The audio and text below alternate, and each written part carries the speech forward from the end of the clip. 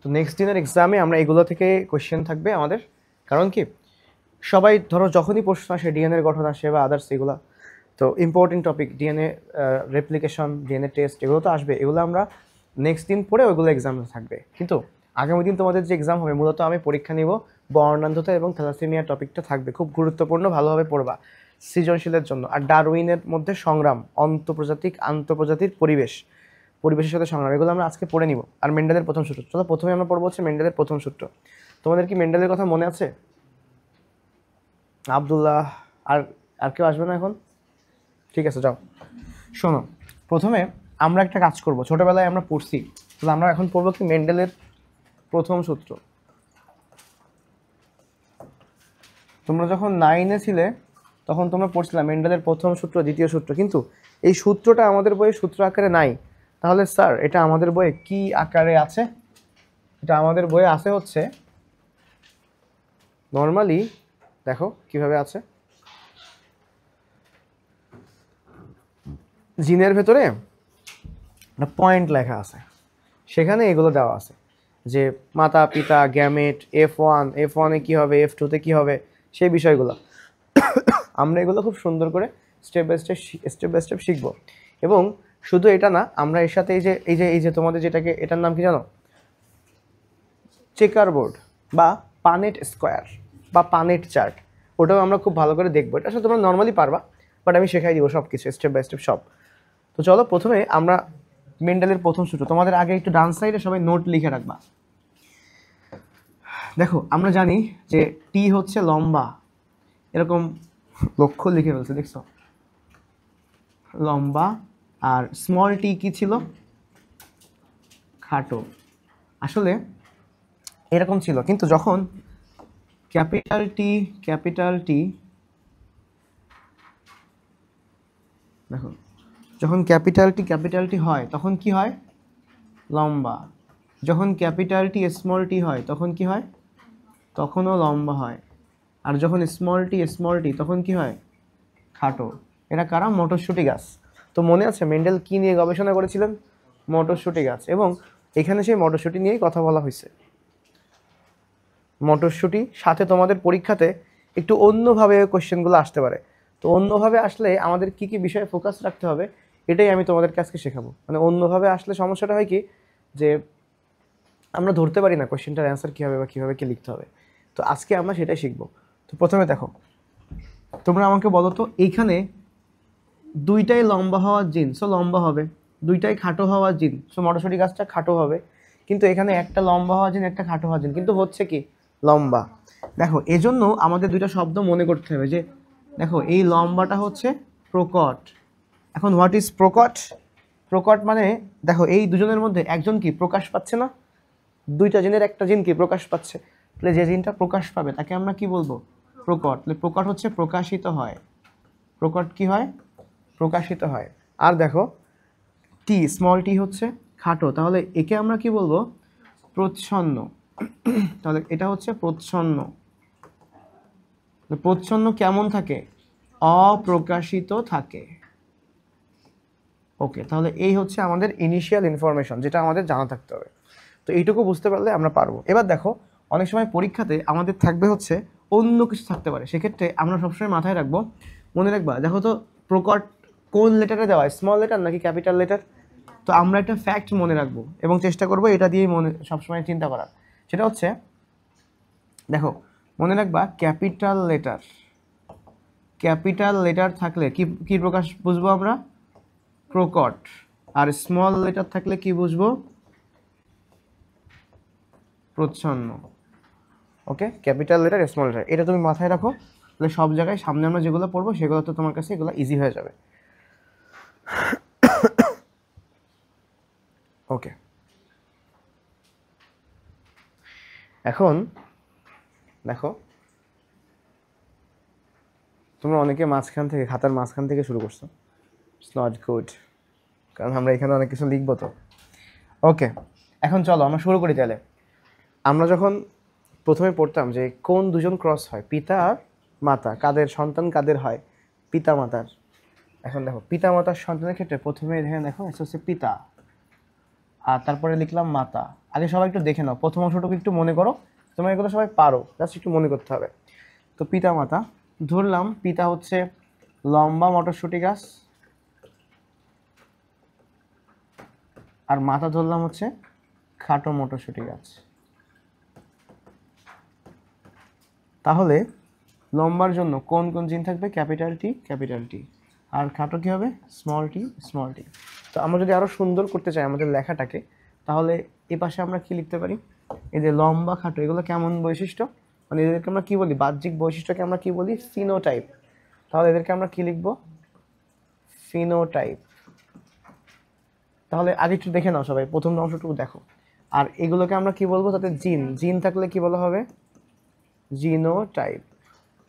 ওকে, এখন phenotype, genotype, এবং এখান থেকে কি উৎপন্ন হবে এবার বলো তো? গ্যামেট, মানে জননকোষ তৈরি হবে।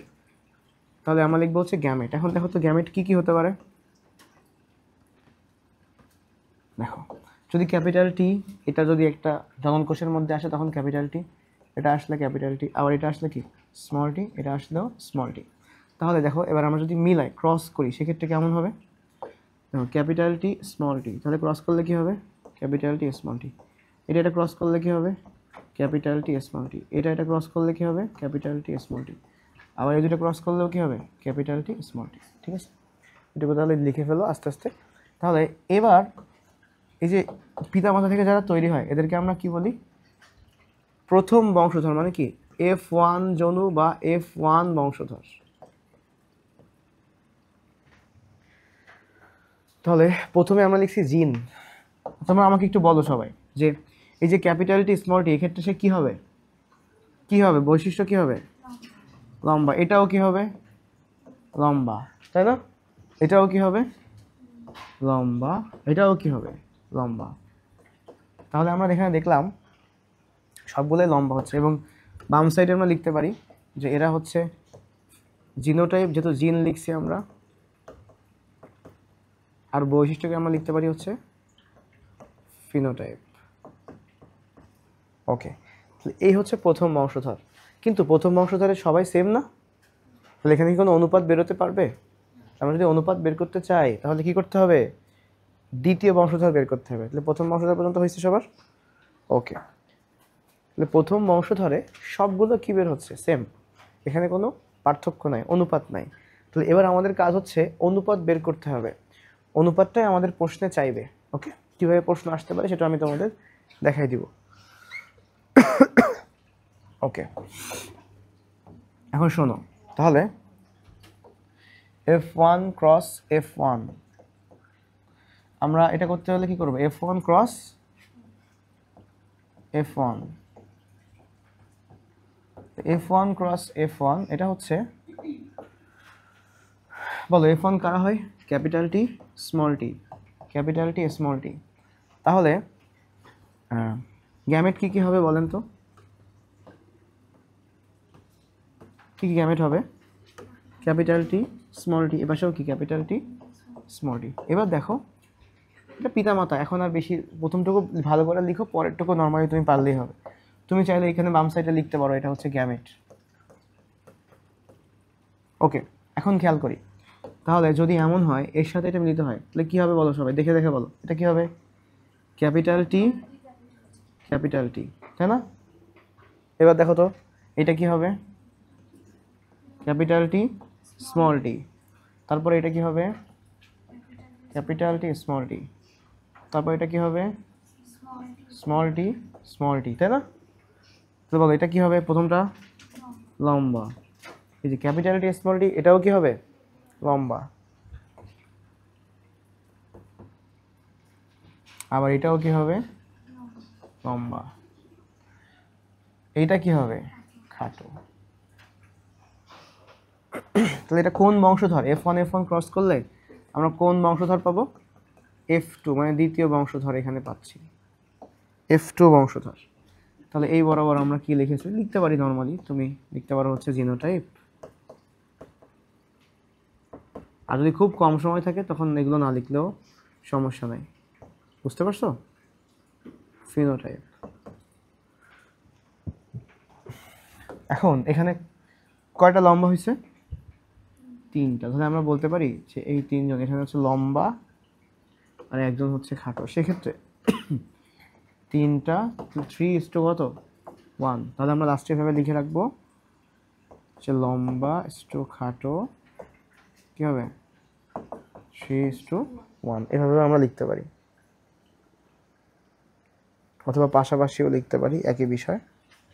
তাহলে আমাদের এখানে প্রথম সূত্রে F2 মানে দ্বিতীয় বংশধরের অনুপাত কত বেরোচ্ছে 3:1।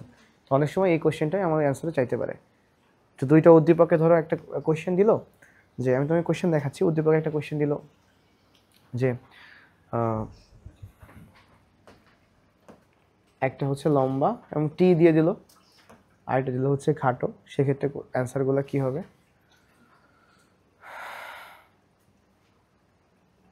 ও আমি তো সবগুলা সেই শীটটা তো আমি নিই নাই, তবে এখানে দেখো যশোর বোর্ড 24-এর দিকে তাকাও। উল্লিখিত তত্ত্বের আলোকে এখন বলছে একটা মেন্ডেলীয় তত্ত্ব অনুযায়ী ক্যাপিটাল টি স্মল টি এটা করলে এটা কি হবে? টি হচ্ছে লম্বা, এটি হচ্ছে খাটো, লেখা আছে উদ্দীপকে লেখা আছে। কিউবের বৈশিষ্ট্যাবলী কি অনুপাতে F2 উদ্ভিদে প্রকাশ পাবে? মানে এই মেন্ডেলের তত্ত্ব এ অনুযায়ী F2-তে বৈশিষ্ট্য কিভাবে যাবে? তার মানে তোমাকে আসলে কি চাইছে, F2-তে কারা কারা আছে অনুপাতটা বের করতে বলছে, যে কয়টা কি হবে, তাই না? তাহলে আমরা কি লিখে দিব যে F2-তে কি হবে? F2-তে হচ্ছে F2-তে গাছগুলা কি হবে? তিনটা হবে লম্বা আর একটা কি হবে খাটো। তো মূলত এখানে হচ্ছে মেন্ডেলের মাধ্যমে মেন্ডেলের সূত্র দিয়ে সংকরায়নটা দেখানো হয়েছে। তো চলো আমরা কোশ্চেনে যাই, মানে এই টপিকে যাই। এখানে এবার দেখো আসলে এটা তো সহজ ছিল, কিন্তু একটু কঠিন প্রশ্ন, মানে কঠিন বলতে কি তোমাদের ব্রেনটাকে একটু চেঞ্জ করে দেওয়ার জন্য একটা লাইনই যথেষ্ট। কি লাইন সেটা? দেখো সবার কি এটা লেখা হয়েছে? এবার আমরা একটা কাজ করব, আমরা এবার তোমার পাশে নোট যেখানে লিখছিলা বা এখানে একটু নতুন করে একটা জায়গায় লিখে রাখো। কি লিখবা? ধরো এমন একটা প্রশ্ন দিল কি ক্যাপিটাল আর হচ্ছে লাল, স্মল আর হচ্ছে সাদা, এভাবে দিয়ে দিল। ক্যাপিটাল আর লাল, স্মল আর সাদা দিয়ে এখন বললো লাল এবং সাদা উদ্ভিদের মধ্যে ক্রস করলে দ্বিতীয় বংশধরে কেমন অনুপাত পাওয়া যাবে। এখন দেখো তাহলে তোমাকে প্রথমে আগে আইডেন্টিফাই করতে হবে এখান থেকে নর্মাল অবস্থায় কেমন জিন হতে পারে। দুইটাই ক্যাপিটাল আর হতে পারে না? তো সেক্ষেত্রে তুমি কি দিবা? লাল। দেখো যখন একটা ক্যাপিটাল আর একটা স্মল আর হবে অথবা দুইটা স্মল আর হবে, সেক্ষেত্রে তুমি কি দিবা বলো? দুইটা স্মল আর হলে তুমি অবশ্যই কি দিবা? সাদা। কিন্তু এখন দেখো একটা স্মল আর একটা ক্যাপিটাল হলে তুমি কি দিবা? কি দিবা? কারণ এখানে তোমাকে বলেই দিছে যে লাল তো ক্যাপিটাল, তার মানে অবশ্যই এটা কি হবে? প্রকট। যদি তোমাকে না বলে দেয় যে প্রকট বা অন্য কিছু, তখন তুমি এটাই ধরে নিবা যে ক্যাপিটাল মানে প্রকট। ঠিক আছে, নর্মাল অবস্থায় এরকমই হবে। তাহলে ক্যাপিটাল আর স্মল আর যখন থাকবে তখন কার বৈশিষ্ট্য প্রকাশ পাবে? ক্যাপিটাল আর এরটা। আর ক্যাপিটাল আর তাহলে কি হবে? লাল। তার মানে আমাদের এখানে কিন্তু খুব বেশি প্যারা নাই। কি করতে হবে? জাস্ট ক্যাপিটাল টি এর জায়গায় ক্যাপিটাল আর বসাইতে হবে আমাদের যে সিকোয়েন্স চিন্তা করছি সেখানে, আর ক্যাপিটালের স্মল আর সেখানে কি হবে? লাল, বাকিটা হবে কি? সাদা। তাহলে তোমরা কি এটার অনুপাত বের করতে পারবা? তাহলে এই ক্ষেত্রে যদি কোনো কোয়েশ্চেন আসে, এরকম কোয়েশ্চেন কিন্তু আসছে, তাহলে এরকম কোয়েশ্চেনে তুমি অ্যান্সার কি লিখবা? দেখো তাহলে তখন তোমার প্রথমে আমি নর্মালি সংক্ষেপে করি, তোমরাও সংক্ষেপে করো। তাহলে বলো ক্যাপিটাল আর স্মল আর যখন তুমি ক্রস করবো তখন প্রথম বংশধরে মানে F1-এ কি বেরোবে সবাই? ক্যাপিটাল আর স্মল আর। ওটা যেমন ক্যাপিটাল টি স্মল টি হয়েছিল, এখানে কি হবে? ক্যাপিটাল আর স্মল। আমার আরগুলো তো সুন্দর কিভাবে হয় দেখো, আরগুলো দেখতে অনেক সুন্দর লাগছে, তাই নাকি এটা আমার মনের ভুল হতেও পারে। দেখো এটা কি হবে? এটা কি হবে? লাল। এটাও কি হবে? লাল। এটাও কি হবে? লাল। এটাও কি হবে? দেখো তো F1 বংশধরে, F1 বংশধরে সবাই কি হচ্ছে? লাল। তাহলে F2-তে আমরা কি পেতে পারি বলেন স্যার? বলেন তো F2-তে কি হবে? এই যে ক্যাপিটাল আর লেখেন সবাই, ক্যাপিটাল আর স্মল আর, ক্যাপিটাল আর, মানে এখানে গ্যামেট কি কি হবে? ক্যাপিটাল আর স্মল আর, ক্যাপিটাল আর স্মল আর। এখন দেখেন এই গ্যামেট যদি মেলে তাহলে কি কে কে আসবে? প্রথমে কি হবে? ক্যাপিটাল আর ক্যাপিটাল, তাহলে এটা কি হবে? লাল। পরেরটা কি হবে? ক্যাপিটাল, এটাও কি হবে? লাল। এটা কি হবে? এটা কি হবে? লাল, এটা স্মল আর কি হবে, তাহলে এখানে অনুপাত কি বেরোবে বলেন তো? এক্স্যাক্টলি, লাল হচ্ছে 3টা, সাদা 1টা, তাহলে কি হবে 3:1। তাহলে আমরা বলতে পারি লাল ইস্টু সাদা ইকুয়ালস টু কি 3:1 লিখতে পারি না? তাহলে দেখো সেম জিনিস, বুঝতে পারছো? তোমরা এভাবে কি পারবো? তাহলে তোমরা এবার একটু এটা লেখো সবাই, দেখি কেমন পারো, সংক্ষেপে লেখো। ধরো একটা কোশ্চেন এমন থাকলো যে হচ্ছে এমন থাকলো যে ওয়াই হচ্ছে হলুদ আর স্মল ওয়াই হচ্ছে সবুজ, তাহলে F2-তে কি হবে বলো? যদি F2টা, F1 তো সবাই পারবানি, F2টাই জাস্ট করে আমাকে দেখো।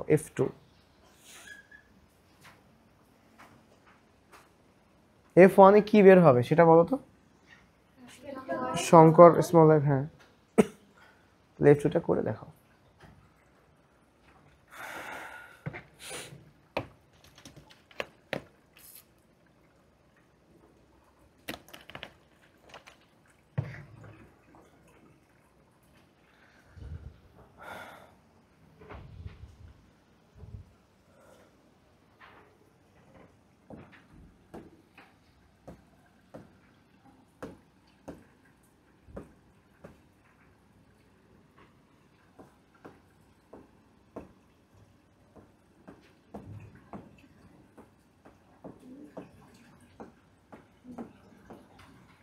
ওকে, দেখো দেখি হয়েছে, নিচে লিখে রাখো কি হবে।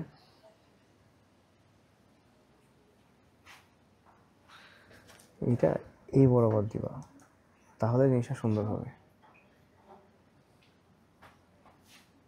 সব বাঁকায় কোনায় চলে গেছে।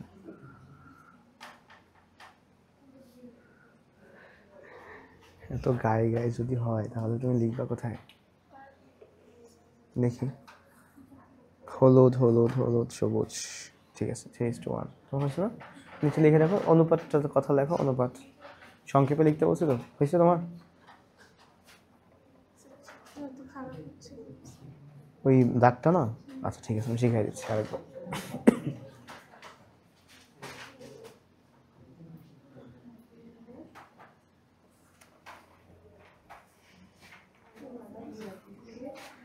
চিত্র মানে এই দাগটা না প্র্যাকটিস করতে হবে, ভালোভাবে প্র্যাকটিস করতে হবে, ঠিক আছে? তাহলে তোমারটা সুন্দর হবে। শেখাই তো অনেকবারই দিয়েছি, আবারও বলছি, হয়েছে না? হলুদ, প্রথমটা কই?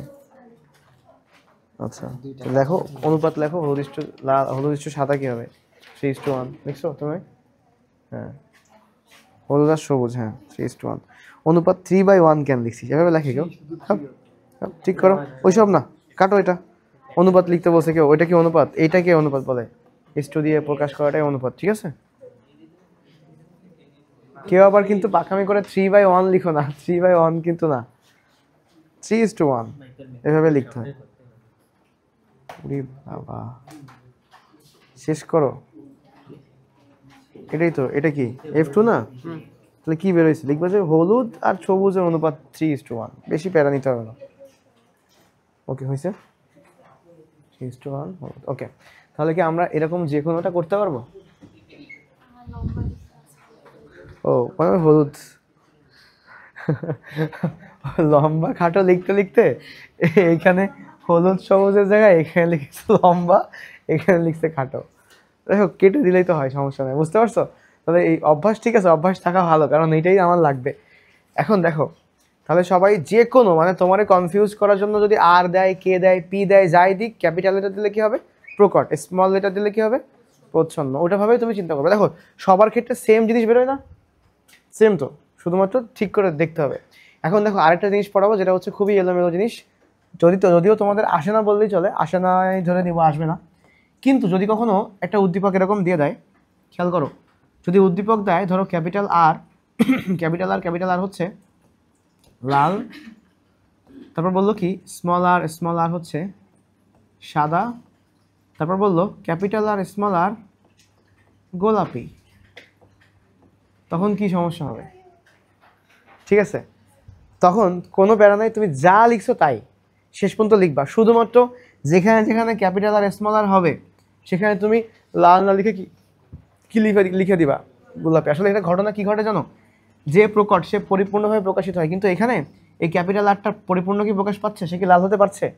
এই জন্য এটাকে বলা হয় অসম্পূর্ণ প্রকট। কেমন প্রকট? এই আরটা অসম্পূর্ণ প্রকট বা অসম্পূর্ণ প্রকটতা, এই প্রসেসটাকে বলা হয়।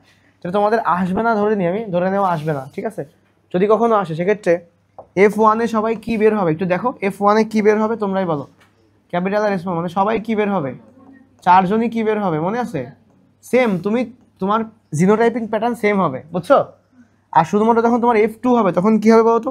প্রথম দুটো কি হবে ক্যাপিটাল আর, পরে দুটো কি হবে ক্যাপিটাল আর স্মল, ক্যাপিটাল তারপরে কি হবে স্মল স্মল। তখন তুমি কি করবা বলো? এটা কি হবে? লাল। তুমি দেখে নিবা তোমার উদ্দীপকে তো দেওয়াই আছে, তাহলে এটাও কি হবে? লাল। এটাও কি হবে? ও গুড, তাহলে কি হবে এটা? এই যে উপরে এখানে কি দেওয়া, সো ক্যাপিটাল আর স্মল হলে কি হবে? গোলাপি। এটাও কি হবে? আর এটা কি হবে? সাদা। তাহলে তো অনুপাত কত হবে? 1:2:1। বুঝতে পারছো? এটা হচ্ছে মেন্ডেলের সূত্রের ব্যতিক্রম। তো নর্মালি এটা যদি কারোর মাথায় না থাকে তাহলে বাদ থাকার দরকার নাই, ওই যেটা আছে ওইটা দিয়ে চিন্তা করবা। যদি কখনো দিয়ে দেয় দেন তুমি এটা চিন্তা করতে পারো, ঠিক আছে? তখন তুমি এটা বুঝবা যে এটা কি মেন্ডেলের সূত্রের সাথে মিলছে। 3:1 কি হচ্ছে 1:2:1, এটা কি মেন্ডেলের সূত্রের সাথে মেলে? এটা মেন্ডেলের সূত্রের ব্যতিক্রম। তো বড় হইলে ইন্টারে উঠলে এইসব টপিক পড়বা, দেখা গেল দিতে তো সময় লাগে না, তোমরা যে বোর্ডের আন্ডারে পড়াশোনা করো তাই আমি শিখাই দিলাম, ঠিক আছে? যদি কখনো এরকম দেয় সেক্ষেত্রে তুমি তোমার কাজ কি, তুমি নর্মালি করে যাওয়া।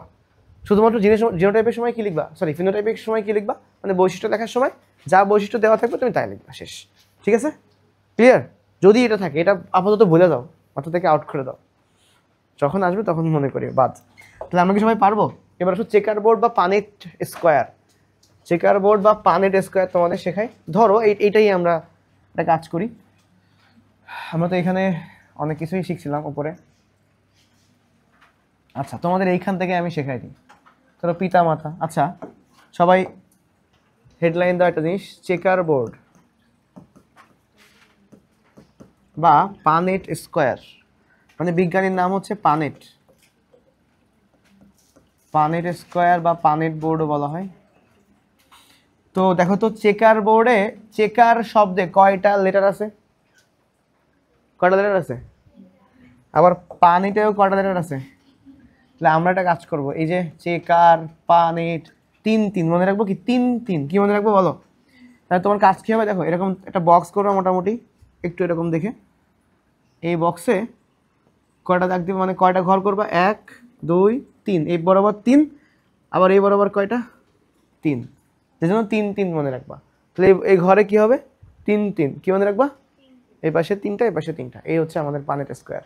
এখন দেখো এখন কি করতে হবে নেক্সট, খেয়াল করি। এখানে আমাদেরকে পিতা মাতা লিখতে হবে, অর্থাৎ ধরো এই যে বক্সটা, এই বক্সে আমি যদি এদিকে তাকাও আগে সবাই, এই বরাবর যদি আমরা দাগটা নিই, দেখো কি বরাবর টানবো? এই বরাবর একটা বক্স এতটুকু, উপরে লিখলাম ধরো পিতা, নিচে ধরো লিখলাম হচ্ছে মাতা, মানে পিতার জিন আর নিচে লিখবো মাতার জিন, মানে পিতার জিন লিখবো এই দুটো বক্সে, মাতার জিন লিখবো এই দুটো বক্সে। যেমন ধরো এখানে কি ছিল, ধরো পিতা ধরে নিয়ে এটা হচ্ছে পিতা আর এটা মনে করো মাতা। তাহলে এখানে পিতা কি ক্যাপিটাল টি স্মল টি না? তো তুমি এখানে কি লিখবা? পিতা ধরো ক্যাপিটাল টি স্মল টি, আর মাতাও কি ক্যাপিটাল টি স্মল টি। তোমাদের কাজ কি হবে মনে রাখবা, যে এই যে দেখো এই যে দাগটা দিচ্ছি না, এই দাগের এই সাইডে কি মাতা আর এই পাশে কি পিতা। অনেকে দাগটা ভুল করে তখন আর সব এলোমেলো করে ফেলে, যদি তুমি দাগটা এভাবে দাও তখন কি হবে, তো এই দুইটা বক্সের সাথে তো কানেক্ট হয়ে যাবে, তখন তো ঝামেলা। এই জন্য তখন পরীক্ষার হলে তো মাথা খারাপ হয়ে যায়। তো কী করতে হবে, দাগটা কীভাবে দেওয়া যাবে, দাগ কীভাবে দিব, এই বরাবর দিব। তাহলে এই বক্স ছোটো বক্স থেকে এবার সে পিতার জিনগুলো লিখবো। দেখো পিতা এই যে এরকম জিন কটা করে থাকে? 2টা করে থাকে। সো জিন 2টা তুমি লিখে দিবা, আবার জিন 2টা তুমি এখানে লিখে দিবা, ঠিক আছে? তাহলে এই বক্সে কী হবে বলেন তো স্যার? ক্যাপিটাল টি, এখানে কী হবে? ক্যাপিটাল স্মল, এখানে কী হবে? ক্যাপিটাল স্মল, এখানে কী হবে? Small small. ওকে, এবার তোমরা এটা করো, এটা তোমাদের করতে দিই। সেটা যে মাঝে আমরা আগের দিন কী শিখছি? বর্ণান্ধ শিখছি না? থ্যালাসেমিয়া পড়াইছিলাম না আগের দিন? তো বর্ণান্ধ কী হবে? থ্যালাসেমিয়া পড়াইছি? ওকে, তোমাদের ব্যাচে বাকি ছিল। ঠিক আছে ওকে। তো দেখো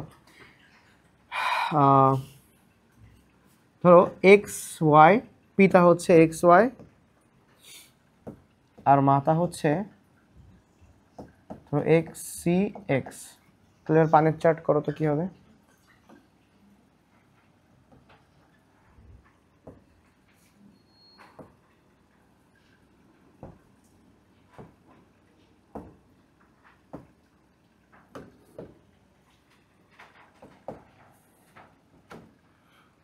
অনেক সময় অনেকে পিতামাতার চিহ্ন দিতে পারে, পিতার চিহ্ন এরকম, মাতার চিহ্ন এরকম, কিন্তু তোমরা পিতামাতা লিখবা, চিহ্ন তোমরা তো ভুল করো। পিতা হচ্ছে চিহ্ন এরকম উপরের দিকে তীর দেয়, মাতার চিহ্ন কেমন দেয়, নিচের দিকে এরকম দেয়, ঠিক আছে। তো পিতামাতা তুমি লিখলা, তাহলে পিতা কি এখানে মিলাও এক্স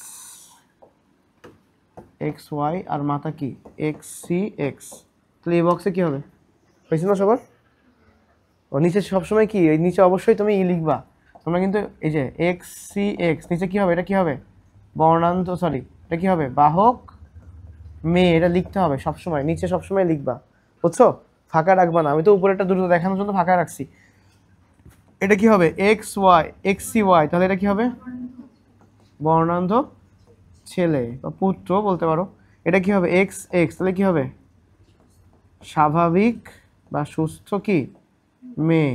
আর এক্স ওয়াই, এই যে এক্স আর এখানে ওয়াই এই বক্সে হবে, তাহলে কি হবে সুস্থ ছেলে। নিচে লিখে দিবা, এই জন্য বক্সটা একটু বড় বড় করে আঁকাবা, একটু বড় সাইজের লিখবা, ঠিক আছে? পারবো আমরা? তাহলে পানের স্কোয়ার যাই আসুক, যাই যেখান থেকেই পানের স্কোয়ার চাক, আমরা পারবো না? ওকে, এটাই হচ্ছে তোমাদের পানের স্কোয়ার বা চেকার বোর্ড। ওকে, এবার শোনো, তোমাদের তো আগের নিয়ে এটা শেখাইছিলাম, এখন হিমোফিলিয়া যেহেতু পড়াইনি, আমি আগে হিমোফিলিয়াটা পড়াই, তারপরে আমরা ডারউইনে যাচ্ছি। বেশিক্ষণ লাগবে না, অল্প সময় লাগবে। হিমোফিলিয়াতে দেখো, হিমোফিলিয়া কয় ধরনের হয়? হিমোফিলিয়া মানে কি, লোহিত রক্তকণিকা তৈরি হবে না। আমি সংক্ষেপে পড়াচ্ছি, লোহিত রক্তকণিকা তৈরি হবে না, লোহিত রক্তকণিকাগুলো কী হয়ে যাবে, নষ্ট হয়ে যাবে, কারণ তৈরিই হবে না ঠিক মতো। আর লোহিত রক্তকণিকা তৈরি হয় কি দিয়ে, পরের পেজে আছে আলফা গ্লোবিউলিন আর কি বিটা গ্লোবিউলিন। যদি আলফা গ্লোবিউলিন এবং বিটা গ্লোবিউলিন না থাকে, তাহলে কি তার লোহিত রক্তকণিকা সঠিকভাবে তৈরি হবে? তাহলে এই আলফা এবং বিটা গ্লোবিউলিন তৈরি করার জন্য নিশ্চয়ই দেহে কি আছে, জিন আছে। কি আছে, জিন আছে। তো যদি এমন হয় কোনো মানুষের মনে করো আলফা গ্লোবিউলিন তৈরির জিনটা নাই, তাহলে তার কি আলফা গ্লোবিউলিন তৈরি হবে? তখন তার কি থ্যালাসেমিয়া রোগটা হবে। তো তার থ্যালাসেমিয়াকে আমরা কি নামকরণ করব, আলফা থ্যালাসেমিয়া। তার মানে তার কি নাই, আলফা গ্লোবিউলিন তৈরির জিন নাই। আবার দেখো, যার বিটা গ্লোবিউলিন তৈরির জিন নাই, তার নাম কি হবে, বিটা থ্যালাসেমিয়া। ওকে, এখন দেখো কোথায় কোনটা পাওয়া যায়, আলফা থ্যালাসেমিয়া বেশি পাওয়া যায় কোথায়? আর বাংলাদেশে থ্যালাসেমিয়া রোগী প্রতি বছর 7,000 শিশু থ্যালাসেমিয়া রোগ নিয়ে জন্মগ্রহণ করছে। তোমরা জানো এটা হচ্ছে বংশবাহিত রক্তজনিত সমস্যা। এটা কোন ধরনের ডিসঅর্ডার তোমাদের পড়াইছিলাম, কি অটোজোমাল রিসেসিভ ডিসঅর্ডার। মানে এটা কি সেক্স ক্রোমোজোম দিয়ে হয় নাকি অটোজোম দিয়ে হয়? অটোজোম দিয়ে হয়।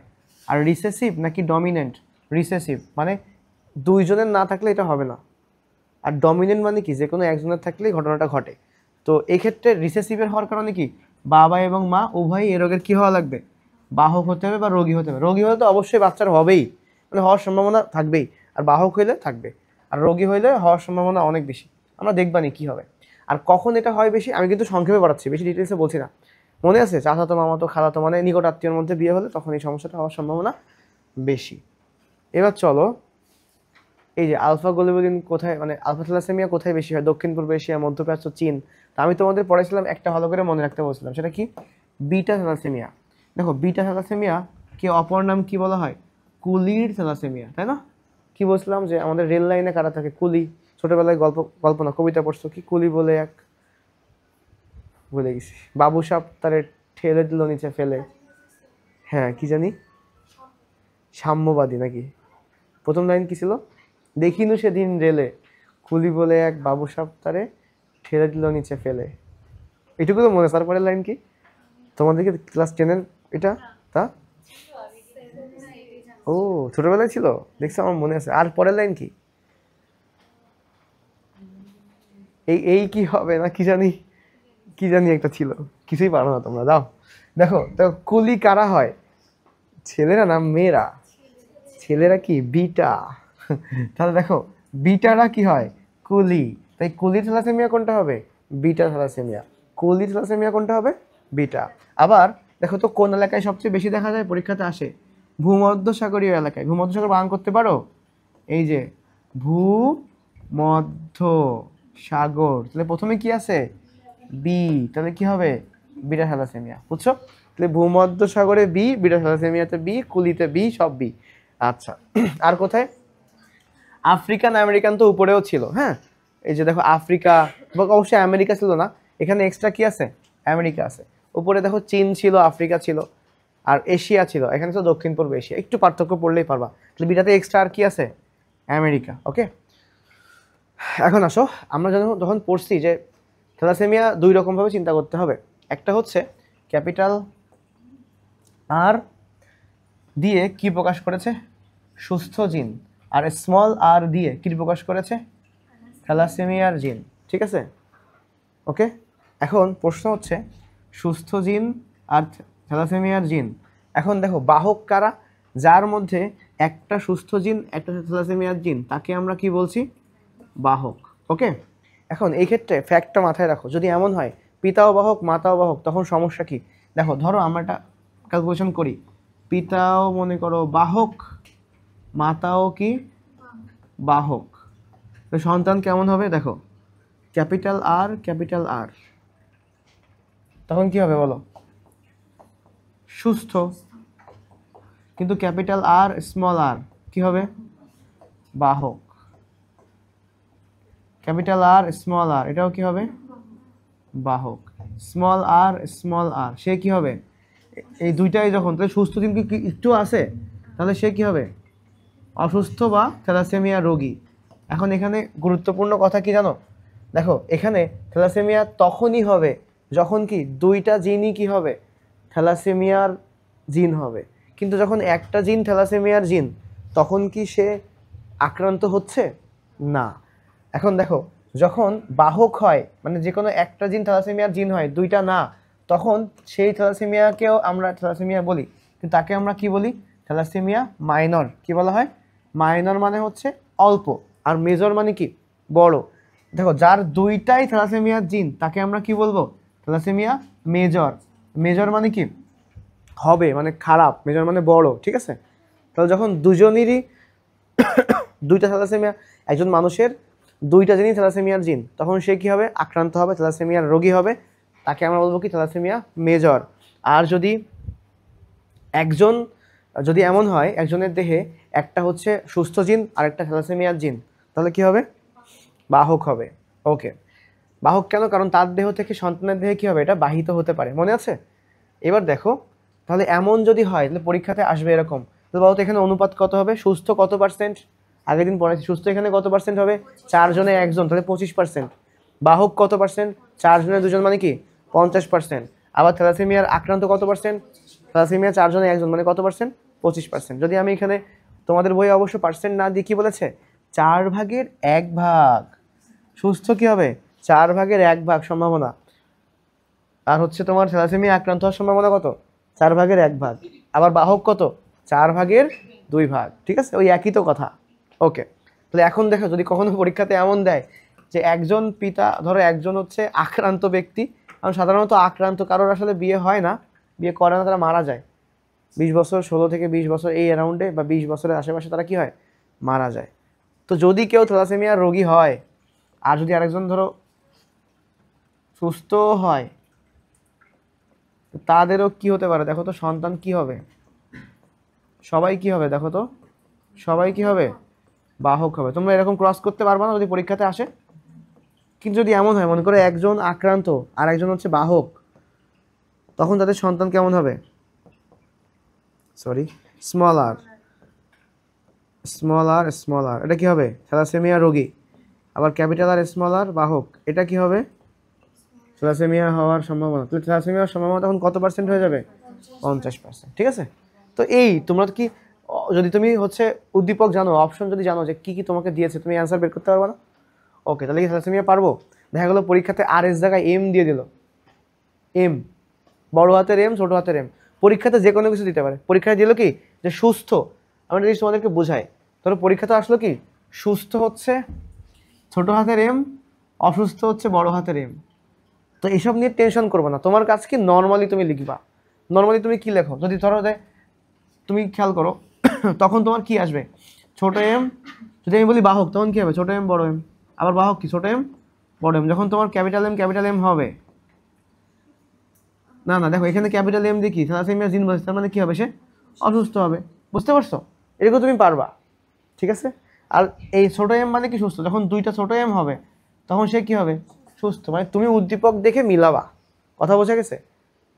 আমি বোর্ড কোশ্চেন অ্যানালাইসিস করে দেখছি যে এই এম দিয়েও কোশ্চেন আসছে, থ্যালাসেমিয়া আসছে বাট এম দিয়ে আসছে। বুঝতে পারছো? অন্য কিছু দিয়েও আসতে পারে, কিন্তু যেসব লেটারগুলা একটু ক্যাপিটাল এবং স্মল একটু ভিন্ন আঁকানো যায়, এবং পি ক্যাপিটাল স্মল কিন্তু আইডেন্টিফাই করা কঠিন নর্মালি তুমি হাতের লেখাতে, তাই না? যেগুলোতে আইডেন্টিফাই করা যায় সেগুলোই মূলত দেওয়া হয় বেশি। জি, ছোট জি বড় জি আইডেন্টিফাই করা যায়, কিন্তু পি করা যায়, ইউ করা যায়, ইউ ও করা যায়, এই জিনিসগুলো নর্মালি দেয় না। তো সবাইকে বুঝছি? ওকে, ডান। এবার দেখো, তোমাদের বলছিলাম যে ডারউইন থেকে একটা ইনফরমেশন তোমরা ভালো করে পড়বা। সেটা হচ্ছে যেটা আমি তোমাদের পরীক্ষাতে বলছি দিব, সেটা কি, ডারউইনের দৃষ্টিতে প্রকৃতিতে সংঘটিত সাধারণ সত্যসমূহ। ওকে, তো কি সেটা দেখো। আর ডারউইনের কথা তোমাদের বলছিলাম যে বিবর্তন নিয়ে, শোনো আমি বলি, তোমাদের এমসিকিউতে বিবর্তনের কোনো কোয়েশ্চেন থাকবে না, শুধুমাত্র সিকিউটুকু থাকবে। বলছি না সিকিউতে কি থাকবে জানো, ডারউইনিজম, ডারউইনের বিভিন্ন কথা এখানে তো এমসিকিউর মধ্যে আছে, তোমরা একটু দেখবা। বাট ডারউইনের দৃষ্টিতে প্রকৃতিতে সংঘটিত সাধারণ সত্যসমূহ, এখান থেকে কোয়েশ্চেনটা দিব। এবং এখান থেকে প্রথমে কি বলছে, আগে হেডলাইন মানে প্রথমে পয়েন্টগুলো পড়ো। ফার্স্ট পয়েন্টে কি লেখা, লাইনটা পড়ো সবাই, কি লেখা,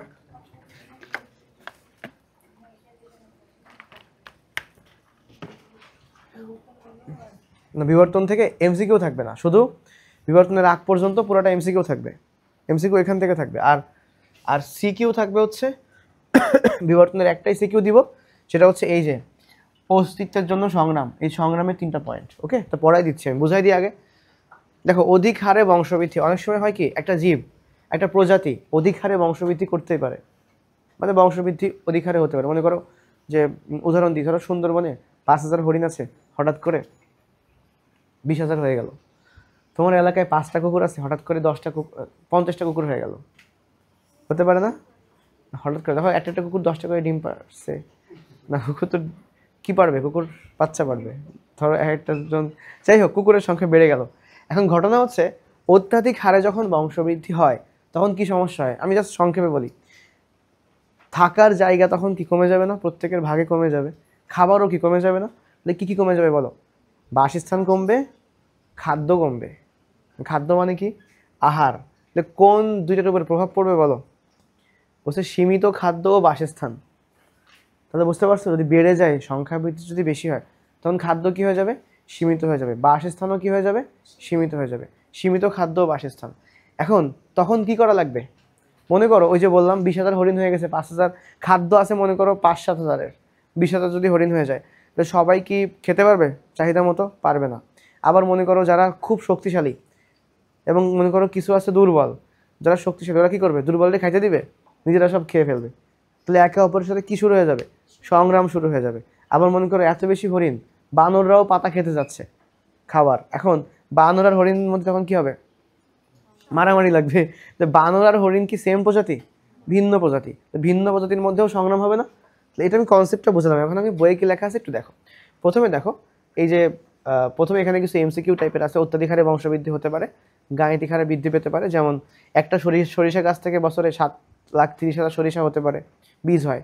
আবার একটি স্যামন মাছ প্রজনন ঋতুতে প্রায় 3 কোটি ডিম পারে, একটা স্যামন মাছ 3 কোটি। আর ডারউইনের মতে এক জোড়া হাতি থেকে উদ্ভূত সকল হাতি বেঁচে থাকলে 750 বছরে হাতির সংখ্যা কত হবে, 1,90,00,000। মানে এগুলো এমসিকিউ টাইপের, নর্মালি আসার মতো কোনো কোয়েশ্চেন না, বাট বইয়ে এমসিকিউ হিসেবে দিয়ে রাখে মাঝে মাঝে পরীক্ষায়। তো এগুলো আমি তখন এমসিকিউটা দেখাই দিবনি, লাস্ট পার্টটুকু এমসিকিউ পরীক্ষা দিব তখন দিয়ে দিবনি। এখন দেখো সীমিত খাদ্য বাসস্থান, এরপরে কি, ভূপৃষ্ঠের আয়তন তো সীমাবদ্ধ, সুন্দরবনের আয়তন সীমাবদ্ধ, তো এখানে তো অভাব হবেই। তো এখন দেখো, অস্তিত্বের জন্য সংগ্রামটা পড়লে আমাদের পড়া শেষ। তো প্রথমে আসো, সংখ্যা বৃদ্ধি ঘটার ফলে খাদ্য এবং বাসস্থান সীমিত থাকায় জীব বেঁচে থাকার জন্য কঠিন প্রতিযোগিতার সম্মুখীন হয়। আর এই প্রতিযোগিতাকে ডারউইন কী নামে অভিহিত করেছে? সংগ্রামকে অস্তিত্বের জন্য সংগ্রাম। মানে যদি সে টিকে না থাকে এই সংগ্রামে, তার অস্তিত্ব কী হয়ে যাবে? বিলীন হয়ে যাবে, মানে সে বিলুপ্ত হয়ে যাবে। আচ্ছা, 3টা পর্যায়ে সে বলেছে, মানে 3 রকমের সংগ্রাম তাকে করতে হয়। একটা হচ্ছে অন্য প্রজাতির সাথে, তাকে তখন কি বলা হয়? আন্তঃপ্রজাতিক, মানে ইন্টার স্পেসিফিক। মানে উদাহরণস্বরূপ বলা যায়, মানে ব্যাঙ কীট পতঙ্গ খায়, অন্যদিকে সাপ ব্যাঙদের খায়। দেখো সাপ ব্যাঙ ভিন্ন ভিন্ন প্রজাতি না? তো ব্যাঙ বেঁচে থাকার জন্য কীট পতঙ্গ করে খায়। তাহলে ব্যাঙ আর কীট পতঙ্গ, ব্যাঙের সংগ্রাম কীট পতঙ্গ খাইতে হবে। আবার সাপের হাত থেকেও বাঁচতে হবে। সাপের সংগ্রাম কি? ব্যাঙদের খেতে হবে। এখন খেতে কেন হবে? বাঁচার জন্য খেতে হবে। তাই এদের মধ্যে কেমন সম্পর্ক ক্রিয়েট হয়? খাদ্য খাদক সম্পর্ক। আর তোমাদেরকে প্রথমে আমি যেটা বলছি, মনে করো তোমার এলাকায় ওই যে 5টা থেকে 50টা কুকুর হয়ে গেছে। এখন এই কুকুর ধরো 10টা কুকুর পাশে আছে, 5টা বিড়াল পাশে আছে। তুমি খাবার দিছো, কুকুররা কি বিড়ালটা খাইতে দিবে? মানামানি করে ওরা সরাই দিবে। তাহলে কি হবে? এটা কোন ধরনের সংগ্রাম? আন্তঃপ্রজাতিক। এবার দেখো, এখন দেখো অন্তঃপ্রজাতিকটা খুবই সহজ, আমি তোমাদেরকে অলরেডি বলে ফেলছি। একই প্রজাতির মধ্যে, অন্ত মানে কি? একই প্রজাতির বিভিন্ন সদস্যদের মধ্যে খাদ্য এবং বাসস্থান একই রকমের হওয়ায় এদের সদস্য সংখ্যা বৃদ্ধি পেলে এরা নিজেদের মধ্যেই বেঁচে থাকার প্রতিযোগিতা শুরু করে। যেমন একটি দ্বীপে তৃণভোজী প্রাণীর সংখ্যা বেড়ে গেলে, ওই যে বললাম হরিণ যদি বেড়ে যায়, বাসস্থান সীমিত, নিজেদের মধ্যে সংগ্রাম শুরু করে। আবার সবল প্রাণীগুলো কি করে? দুর্বল প্রাণীদের প্রতিহত করে গ্রাস আশ্রয়, মানে তৃণলতা খায় বা উদ্ভিদ খায়। ফলে দুর্বল প্রাণীগুলো কি হবে? আস্তে আস্তে অনাহারে মারা যেতে পারে। তার মানে এখানে মূল কথা কি? একই প্রজাতির মধ্যে সংগ্রাম। ওকে, আরেকটা কি? পরিবেশের সঙ্গে সংগ্রাম, স্ট্রাগল উইথ এনভায়রনমেন্ট। খেয়াল করো, পরিবেশ বিভিন্ন প্রতিকূল অবস্থা সৃষ্টি করে, লাইক বন্যা, খরা, ঝড় ঝঞ্ঝা, ভূমিকম্প, অগ্নুৎপাত। এই যে উপাদানগুলো দেখতে পাচ্ছ, বন্যা, খরা, ঝড় ঝঞ্ঝা, ভূমিকম্প, অগ্নুৎপাত, এগুলো কি পরিবেশের সমস্যা না? তো পরিবেশ কি করে? এই উপাদানগুলো থাকে পরিবেশে। এখন যে জীবটা এই উপাদানগুলোতে সার্ভাইভ করতে পারবে সে টিকে থাকবে, বেঁচে থাকবে। যেমন একটা উদাহরণ দিয়েছে কি, যে উদাহরণস্বরূপ উত্তর এবং মধ্য আমেরিকায় কোয়েল পাখি থাকতো, তারা তীব্র শীত, মানে প্রচণ্ড ঠান্ডা এবং তুষারপাতের ফলে কি হয়ে গেছে? বিলুপ্ত হয়ে গেছে। তাহলে এই যে পরিবেশের সঙ্গে সংগ্রাম করে ওরা সংগ্রামে টিকতে পারেনি, বিলুপ্ত হয়ে গেছে। আবার মনে করো ডাইনোসর, যদি পরীক্ষাতে ডাইনোসর কেন বিলুপ্ত হয়েছে জানো? উদাহরণ দিতে পারো বা পরীক্ষাতে আসতেও পারে। ডাইনোসরের সময় কি হয়েছে? ধারণা করে বিজ্ঞানীরা যে মহাকাশ থেকে একটা উল্কাপিণ্ড এসে মনে করো পড়ছে, বিশাল একটা এলাকা জুড়ে মনে করো ডাইনোসর ছিল। এখন মহাকাশ থেকে বিভিন্ন উল্কা বলতে একটা গ্রহের খণ্ড বা সামথিং এসে পৃথিবীতে আশ্রে পড়ছে। ওই যে পারমাণবিক বোমা মারলে যেরকম বিশাল ধ্বংসযজ্ঞ হয়, ওরকম এসে আশ্রে পড়ে ধ্বংস করে ফেলছে। তখন ওই যে ডাইনোসরের সব ডিমও মারা গেছে, ডাইনোসরটাও মারা গেছে, একবারে শেষ, এরকম হতে পারে। বা বিশাল বড় ভূমিকম্প হয়েছে, সব মাটির নিচে চলে গেছে, এমনও হতে পারে। তার মানে এই যে বিশেষ করে ধারণা করা হয় হচ্ছে উল্কাপিণ্ডের কারণে, ঠিক আছে? তাহলে এইগুলা কি? এগুলো পরিবেশের সাথে বিভিন্ন রকম সমস্যা না? অগ্নুৎপাত, আগ্নেয়গিরি থেকেও অনেক সমস্যা হতে পারে, আগুন ছড়ায় পড়ছে। তো এরকমভাবে সমস্যাগুলো পরিবেশের সাথে সংগ্রাম করে টিকে থাকতে হবে। তাহলে আলটিমেটলি এই 3টা সংগ্রাম করে প্রাণীরা কি থাকে? টিকে থাকে। বুঝতে পারছো? এই কোশ্চেনটা তোমাদের দিব পরীক্ষাতে, এই কোশ্চেনটা আসবে। হ্যাঁ, এমসিকিউ বিবর্তন থেকে থাকবে না, শুধু এখান থেকে থাকবে। তাহলে এই হচ্ছে আমাদের কোশ্চেনের পড়াশোনা, ঠিক আছে?